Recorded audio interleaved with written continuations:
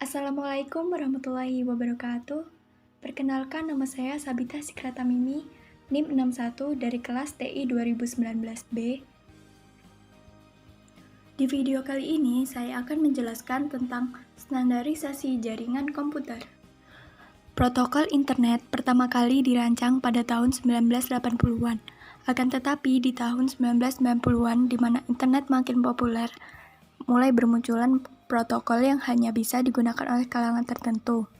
Sehingga pada akhirnya, Badan International Standard Organization membuat standarisasi protokol yang saat ini dikenal dengan protokol model OSI.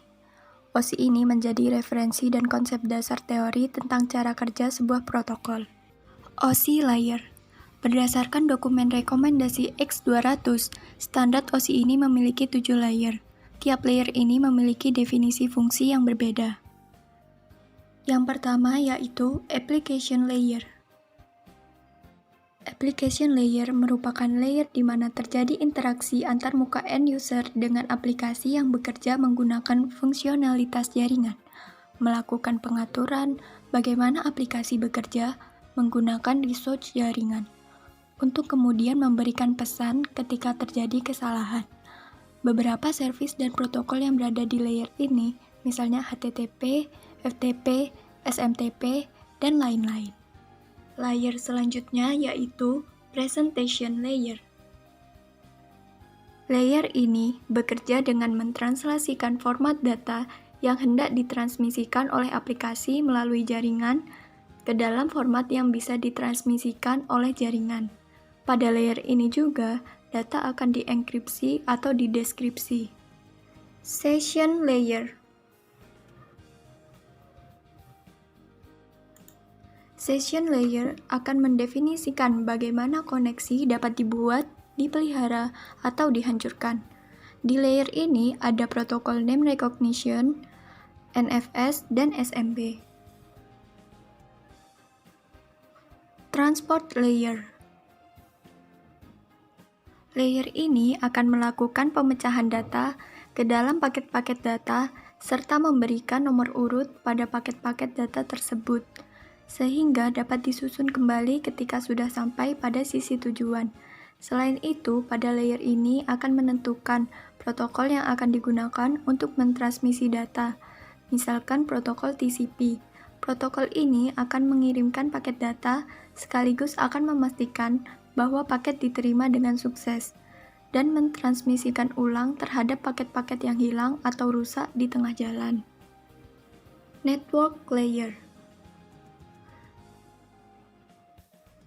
Network Layer akan membuat header untuk paket-paket yang berisi informasi IP, baik IP pengirim data maupun IP tujuan data.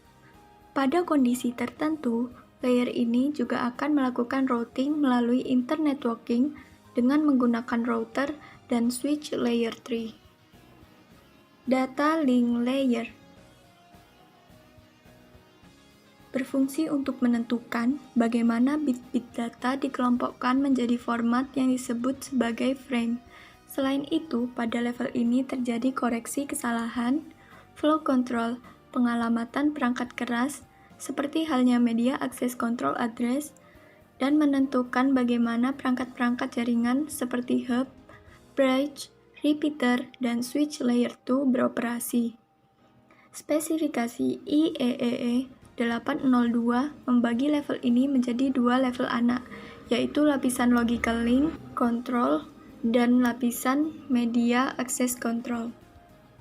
Physical Layer. Layer fisikal bekerja dengan mendefinisikan media transmisi jaringan, metode pensinyalan, sinkronisasi bit, arsitektur jaringan, seperti halnya Ethernet atau token ring, topologi jaringan, dan pengabelan. Selain itu, level ini juga mendefinisikan bagaimana NIC dapat berinteraksi dengan media kabel atau radio. Proses pengiriman data melewati tiap layer ini bisa kita analogikan seperti ketika kita mengirim surat. Isi surat adalah data yang akan kita kirim. Kemudian, sesuai standar pengiriman, isi surat tersebut kita masukkan ke dalam sebuah amplop. Agar surat kita bisa terkirim, kita perlu menambahkan alamat kemana surat tersebut akan dikirim, juga siapa pengirim surat tadi. Selanjutnya, surat tersebut kita serahkan ke pihak ekspedisi dan pihak ekspedisi yang nanti akan mengirimkan surat kita tadi. TCP/IP TCP/IP layer merupakan model komunikasi data yang dikembangkan oleh US Department of Defense yang mempresentasikan komunikasi data antar peralatan jaringan dan antar jaringan. Arsitektur TCP/IP tidaklah berbasis model referensi 7 lapis OSI, tetapi menggunakan model referensi DARPA. TCP/IP mengimplementasikan arsitektur berlapis yang terdiri atas 4 lapis. Lapisan application atau application layer. Lapisan aplikasi adalah lapisan yang paling dasar dari sebuah protokol TCP/IP dan memiliki kontak langsung pengguna. Lapisan transport layer berfungsi untuk menjembatani transportasi pemindahan data antar komputer. Lapisan yang satu ini berada setingkat di atas lapisan application. Pada layer ini ada dua jenis protokol yang sering digunakan, yaitu UDP ataupun TCP. Lapisan network layer. Pada lapisan ini, protokol pada lapisan transport akan dikonversi menjadi sebuah IP address yang berguna untuk memasangkan antar komputer pada jaringan. Lapisan network interface layer. Pada lapisan terakhir ini memiliki kontak langsung dengan hardware komputer. UDP, User Data Protocol, yang mana masih bagian dari Internet Protocol. UDP digunakan untuk komunikasi sederhana semacam DNS, NTP, DHCP, dan RIP. UDP pun dapat digunakan untuk mengirimkan sebuah atau beberapa jumlah informasi yang lebih menekankan kecepatan dibandingkan kehandalan. Dengan pemanfaatan UDP yang tepat, transaksi informasi dapat berlangsung dengan lebih cepat meskipun agak kurang akurat. Cara kerja UDP tentu saja berbeda dengan TCP. UDP mempunyai saluran atau channel yang berfungsi untuk mengoneksi antar host untuk saling kirim informasi data. Channel itulah yang kemudian disebut dengan port UDP. Agar dapat terhubung dengan protokol UDP, aplikasi sebuah komputer harus dilengkapi alamat IP. Tahapan cara kerja UDP. Paket berisi client port dan port sumber berbentuk file teks dikirim di dalam UDP header. Paket isi port client dan port sumber audio dikirim ke server dalam UDP header. Tujuan UDP membaca nomor port tujuan dan proses data. Paket asli mempunyai port tujuan sehingga server bisa mengirimkan kembali data ke FTP client. Poin 3 dan 4 berulang kembali ketika file audio dikirimkan klien. Ketika aplikasi ingin mengirim data, UDP tidak akan membuffer ataupun memfragment tiap data yang masuk, karena data tidak memiliki processing data yang berbelit, terutama karena tidak memfragment data. Maka, jika data lebih besar daripada MTU, lapisan IP yang harus memfragmentnya. Network Protocol. Internet Protocol atau yang disingkat IP ini adalah suatu aturan dasar yang dipakai untuk mengkoordinir terjadinya hubungan antar komputer, komunikasi, dan perpindahan data antara dua atau lebih titik komputer. Dengan adanya IP, maka komputer dapat saling berkomunikasi dan bertukar informasi. Macam-macam protokol. Yang pertama yaitu TCP/IP, merupakan sebuah grup protokol yang ada pada jaringan komputer yang berfungsi untuk menukar data antar komputer.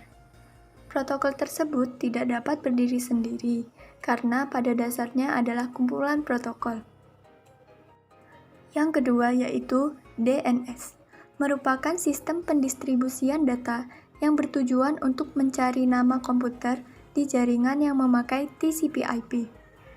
Kemudian ada HTTP atau Hypertext Transfer Protocol, yakni suatu protokol jaringan lapisan aplikasi yang dipakai untuk sistem informasi dengan menggunakan hypermedia. HTTPS adalah protokol yang sama dengan HTTP, akan tetapi HTTPS memiliki tingkat keamanan yang lebih tinggi dibandingkan HTTP. Sesuai dengan namanya, Hypertext Transfer Protocol Secure. FTP, File Transfer Protocol. Istilah tersebut ada dalam lapisan aplikasi dan merupakan standar penyaluran file komputer antar mesin dalam sebuah internet network. FTP hanya memakai username dan password yang dikirim dalam bentuk yang tidak mudah dibaca. User Data Protocol merupakan sebuah protokol lapisan transport TCP/IP yang mendukung komunikasi yang tidak andal, unreliable communication, dan tidak menggunakan koneksi antar host-host di jaringan yang memakai TCP/IP. Kemudian ICMP digunakan peralatan-peralatan yang terhubung melalui jaringan internet untuk keperluan analisa jaringan. SSH, protokol jaringan yang berfungsi sebagai media yang menjembatani pertukaran data dari jarak jauh dengan lebih aman antara dua komputer atau lebih, seperti menerima dan mengirim file. SSL, Secure Socket Layer. Protokol ini menyandang predikat sebagai protokol dengan kemampuan enkripsi tingkat tinggi. POP3, Post Controller. Internet protokol yang satu ini fokus pada bidang email. Protokol ini digunakan dalam pengambilan email berdasar dari email server karena memang dirancang dari sistem email yang mengharuskan adanya email server yang menampung email sementara hingga sampai ke penerima. IMAP merupakan protokol yang sangat mendasar dalam akses dan pengambilan email dari server. Protokol ini memudahkan pemakai dalam memilih, mencari, dan menghapus pesan email. Dapat dikatakan bahwa IMAP memiliki kinerja yang lebih unggul dari POP karena memudahkan penggunanya saat mengambil dan mengunduh semua pesan tanpa terkecuali. Telnet adalah protokol jaringan dalam sambungan internet atau local area network. Telnet merupakan standar internet pertama yang berkembang pada tahun 1969. Namun, dalam prakteknya, banyak memiliki kekurangan dan beresiko pada sistem keamanan. Port. Dalam protokol jaringan TCP/IP, sebuah port adalah mekanisme yang mengizinkan sebuah komputer untuk mendukung beberapa sesi koneksi dengan komputer lainnya dan program di dalam jaringan. Port dapat mengidentifikasikan aplikasi dan layanan yang menggunakan koneksi di dalam jaringan TCP/IP. Dilihat dari penomorannya, port UDP dan TCP dibagi menjadi 3 jenis, yakni Well-Known Port, Registered Port, Dynamically Assigned Port. Well-Known Port atau Reserved Port yang pada awalnya berkisar antara 0 hingga 255, tapi kemudian diperlebar untuk mendukung antara 0 hingga 1023. Port number yang termasuk ke dalam well-known port selalu mempresentasikan layanan jaringan yang sama dan ditetapkan oleh Internet Assigned Number Authority. Registered port merupakan port-port yang digunakan oleh vendor-vendor komputer atau jaringan yang berbeda untuk mendukung aplikasi dan sistem operasi yang mereka buat. Range registered port berkisar antara 1024 hingga 49151, dan beberapa port diantaranya adalah Dynamically Assigned Port. Dynamically Assigned Port merupakan port-port yang ditetapkan oleh sistem operasi atau aplikasi yang digunakan untuk melayani request dari pengguna sesuai dengan kebutuhan. Dynamically Assigned Port berkisar antara 1024 hingga 65.536 dan dapat digunakan atau dilepaskan sesuai kebutuhan. Sekian video dari saya, kurang lebihnya mohon dimaafkan. Wassalamualaikum warahmatullahi wabarakatuh.